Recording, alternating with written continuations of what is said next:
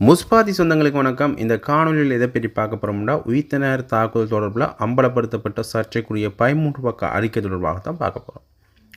கடந்த 2019ஆம் ஆண்டு சர்வதேசத்தை உலுக்கிய உயிர்த்தினர் தாக்குதல் நடத்தப்பட்டு 6 ஆண்டுகள் கடந்து விட்டாலும் நீதியை நிலைநாட்ட பல அம்சங்கள் விசாரிக்கப்பட வேண்டும் என அமைதி மையத்தின் ஆராய்ச்சி பிரிவு தெரிவித்துள்ளது. குறித்த விடயம் தொடர்பாக சமூக மத மையத்தின் நிர்வாக இயக்குனர் பாதிரியார் ரோகன் சில்வாவால் சமர்ப்பிக்கப்பட்ட 13 பக்க அறிக்கை தொடர்பில் நேற்று நடைபெற்ற செய்தியாளர் சந்திப்பில் கலந்து கொண்ட பத்திரிகையாளர் தெரிந்து ஜெயவர்தன தெரிவித்த கருத்துக்கள் பல்வேறு விடயங்களை அம்பலப்படுத்தியுள்ளது. பாதிரியார் ரோகன் சில்வாவால் தயாரிக்கப்பட்டு பொது பாதுகாப்பு அமைச்சின் செயலாளர் ரவி செனவிரத்னவிடம் சமர்ப்பிக்கப்பட்ட குறுகிய அறிக்கை எதிர்கால விசாரணைகளில் கணக்கில் எடுத்துக்கொள்ளப்பட்டு மேலும் விசாரிக்கப்பட வேண்டிய பல விடயங்களை சுட்டிக்காட்டுகின்றது என தெரிந்து ஜெயவர்தன இதன்போது தெரிவித்திருந்தார். 5 பிரச்சனைகள் தொடர்பாக இதில் பேசியிருக்கின்றார். அது தொடர்பாக பார்க்கலாம். முதலாவதாக, தெஹிவளையில் நடந்த குண்டுவெடிப்பில் கொல்லப்பட்ட அப்துல் லத்தீப் முகமது ஜமீல் தொடர்பான உண்மைகள். இரண்டாவதாக, சாராவுடன் தொடர்புடைய அபுஹிந்த் தொடர்பான உண்மைகள். மூன்றாவதாக, கல்முனையில் உள்ள சாய்ந்தமருது கிராமத்தின் மீதான தாக்குதலின் போது தப்பி ஓடியதாக சந்தேகிக்கப்படும் சாரா ஜாஸ்மின் என்ற புலஸ்தினி மகேந்திரன் மற்றும் சாய்ந்தமருது குண்டுவெடிப்பு தொடர்பான உண்மைகள். நான்காவதாக, வெளிநாட்டில் இருந்தபோது சேனல் 4 நிகழ்ச்சியில் வெளிப்படுத்திய ஹன்சிர் அசாத் மௌலானாவின் அறிக்கைகள் தொடர்பான உண்மைகள். ஐந்தாவதாக, தாக்குதலுக்கு முன்னர் எச்சரிக்கைகள் மீது செயல்பட தவறியமை மற்றும் அப்துல் லத்தீப் முகமது ஜமீல் பற்றிய உண்மைகள் என்ற 5 விடயங்களை இந்த அறிக்கை சுட்டிக்காட்டுவதாக தெரிந்து ஜெயவர்தன தெரிவித்துள்ளார். உயிர்த்தினர் அன்று நடந்த தொடர் கொடூரமான தாக்குதல்களின் போது தாஜ் சமுத்ரா ஹோட்டலில் வெடிகுண்டை வெடிக்க முயன்று பின்னர் தெஹிவளையில் உள்ள டிராஃபிக்கல் இன்னிஸில் நடந்த குண்டுவெடிப்பில் கொல்லப்பட்ட அப்துல் லத்தீப் முகமது ஜமீல் குறித்து பல சந்தேகத்துக்கிடமான உண்மைகள் உள்ளன என தெரிந்து கூறியுள்ளார். தெஹிவளையில் நடந்த குண்டுவெடிப்பு தொடர்பாக இப்பொழுது பார்க்கலாம். முதலாவதாக, தாக்குதல்கள் தொடர்பான ஜனாதிபதி ஆணைக்குழுவின் புலனாய்வு அமைப்புகள் 2015 முதல் ஜமீல் மீது கவனம் செலுத்தி வருவதாக தெரிய வந்துள்ளது.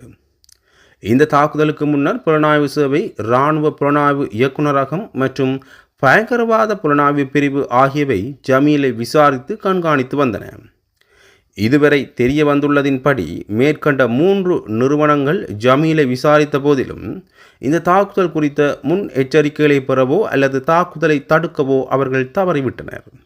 ஜனாதிபதி விசாரணை ஆணையம் நீதிபதி விஜித் மலல்கோட தலைமையில் நியமிக்கப்பட்ட ஜனாதிபதி குழு, நாடாளுமன்ற தேர்வு குழு மற்றும் பிற ஆதாரங்களிலிருந்து பெறப்பட்ட தகவல்கள் வெளிப்படுத்திய உண்மைகளின் அடிப்படையில் ஜமீல் தொடர்பாக பின்வரும் உண்மைகள் மேலும் விசாரிக்கப்பட வேண்டும். இரண்டாவதாக, தாஜ் சமுத்ரா ஹோட்டலின் பாதுகாப்பு மேலாளர் ஜனாதிபதி விசாரணை ஆணையத்தில் சாட்சியமளித்தார். ஒவ்வொரு நாளும் காலை 7 மணி முதல் 8 மணி வரையிலும் முந்தைய நாள் நள்ளிரவு 12 மணி வரையிலும் ஹோட்டலுக்கு சென்றவர்களின் பெயர் பட்டியலை மாநில புலனாய்வு மற்றும் ஜனாதிபதி பாதுகாப்பு பிரிவுக்கு அனுப்புவது ஒரு பொதுவான நடைமுறையாகும்.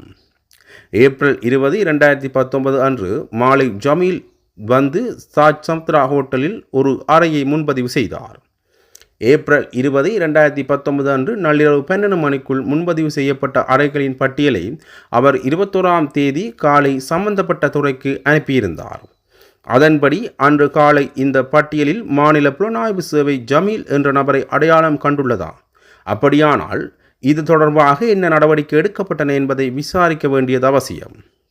மூன்றாவதாக, ஹோட்டலில் அறைகளை முன்பதிவு செய்யும் அனைவரின் தேசிய அடையாள அட்டை எண்களையும் ஹோட்டலின் தரவு அமைப்பில் உள்ளிடுவது கட்டாயம் என்று ஹோட்டலின் பாதுகாப்பு மேலாளர் ஜனாதிபதி ஆணையத்தில் தெரிவித்தார்.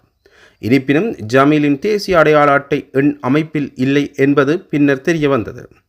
ஜமீலின் தேசிய அடையாள அட்டை எண் உள்ளிடப்படவில்லையா அல்லது உள்ளிடப்பட்ட பிறகு யாராவது அதை நீக்கினார்களா? தேசிய அடையாள அட்டை எண் முதலில் உள்ளிடப்படவில்லை என்றால் அது ஒரு கவனக்குறைவா அல்லது ஆலோசனையின் பேரில் அல்லது ஒருவரின் செல்வாக்கின் கீழ் செய்யப்பட்டதா என்று தேசிய அடையாள அட்டை எண் தரவு அமைப்பில் உள்ளிடப்பட்ட பின்னர் யாரால் எந்த காரணத்துக்காக அகற்றப்பட்டது என்பதை விசாரிக்க வேண்டியது அவசியம். நான்காவதாக, ஜமீல் ஏப்ரல் 20/2019 அன்று ஹோட்டலுக்கு வருவதற்கு முன்பு ஏப்ரல் 17/2019 அன்று தாஜ் சமுத்ரா ஹோட்டலுக்கு ஒரு சந்தேகத்துக்கிடமான நபர் வந்ததாக ஜனாதிபதி விசாரணை ஆணையத்துக்கு தெரிவிக்கப்பட்டது. அதன்படி இந்த தாக்குதலுக்கு முன்னும் பின்னும் வேறு சந்தேகத்துக்கிடமான நபர்கள் ஹோட்டலுக்கு வந்தார்களா என்பது குறித்து முறையான விசாரணை இல்லாததால் அது மேலும் விசாரிக்கப்பட வேண்டும். 5வதாக ஏப்ரல் 20/2019 அன்று மாலை 4:17 மணியளவில் அறையை முன்பதிவு செய்த ஜமீல் ஹோட்டல் அறைக்கு சென்று மீண்டும் ஹோட்டலை விட்டு வெளியேறி ஏப்ரல் 21/2019 அன்று காலை திரும்பினார். ஜனாதிபதி ஆணையத்தில் அவர் காலையில் அறைக்கு சென்று அறையை திறக்க புதிய அட்டையை கேட்டதாக தெரிய வந்தது. முதல் கட்டமாக அவருக்கு வழங்கப்பட்ட அட்டைக்கு என்ன ஆனது என்பது குறித்து மேலும் விசாரணை நடத்தப்படவில்லை. அதன்படி இந்த விடயமும் விசாரிக்கப்பட வேண்டும் என பல விடயங்களை தெரிந்து முன்வைத்துள்ளார். சாய்ந்தமருது கிராமத்தின் மீதான தாக்குதல் பற்றி பார்க்கலாம்.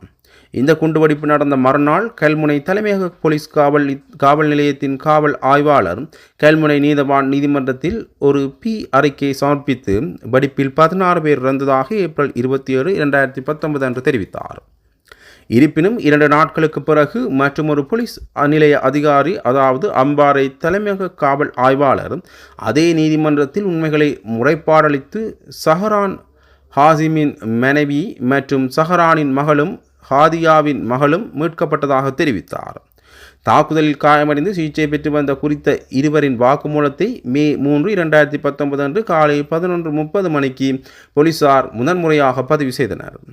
இந்த வாக்குமூலம் 3 நாட்களாக பதிவு செய்யப்பட்டு குண்டுவெடிப்பு நடந்த இடத்தில் சாரா ஜாஸ்மின் சாய்ந்தமருதில் இருந்ததாக தெரிய வந்தது. அதற்கு முன் சாரா ஜாஸ்மின் இறந்துவிட்டார் என்று நம்ப வைக்க 17 பேர் இறந்ததாக அம்பாறை தலைமையக போலீஸ் ஆய்வாளர் அறிக்கை அளித்துள்ளதாக தெரிந்து வெளிப்படுத்திய அறிக்கையில் கூறப்பட்டுள்ளது.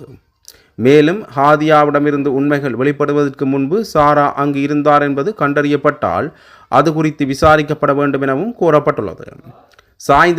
சாய்ந்தமருது குண்டுவெடிப்பின் போது அந்த பகுதியில் இருந்து ஒரு மோட்டார் சைக்கிள் தப்பிச் சென்றதாக சம்பவ இடத்தில் இருந்த அதிகாரிகள் மற்றும் சிவில் சமூகத்தினர் தெரிவித்துள்ளனர்.